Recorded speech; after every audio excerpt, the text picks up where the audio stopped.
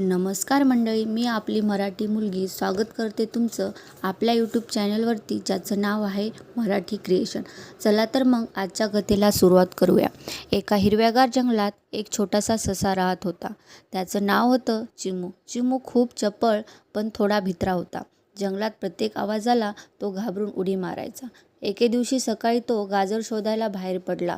सूर्यकिरण पानातून झिरपत होते, पक्ष्यांची किलबिल चालू होती. चिमूला एक मोठं लाल गाजर दिसलं. तो आनंदाने उडी मारत तिकडे गेला, पण अचानक झुडपात काहीतरी खडखड झालं. चिमू थरथर कापू लागला. भीतीने तो मागे वळणार इतक्यात त्याला आठवलं, आई नेहमी म्हणायची, भिंतीला तोंड दिलंस तरच तू खरा धाडशी होशील. चिमूने धीर केला, हळूच पुढे गेला आणि काय पाहतो तर एक छोटंसं कासव उलटं पडलेलं. ते उठण्यासाठी धडपडत होतं. चिमू लगेच धावत गेला आणि कासवाला सरळ केलं. कासवाने कृतज्ञतेने त्याच्याकडे पाहिलं आणि धन्यवाद मित्रा असं म्हणाला. त्या दिवशी चिमूला एक गोष्ट समजली, भीती वाटणं चूक नाही, पण त्यावर मात करणं महत्त्वाचं आहे. त्या दिवसापासून चिमू फक्त भित्रा ससा राहिला नाही, तर तो धाडसी आणि दयाळू ससा बनला. बोध: भीतीवर मात केली की आपल्यातही खरी ताकद दिसून येते. कथा आवडल्यास लाईक, सबस्क्राईब नक्की करा. धन्यवाद.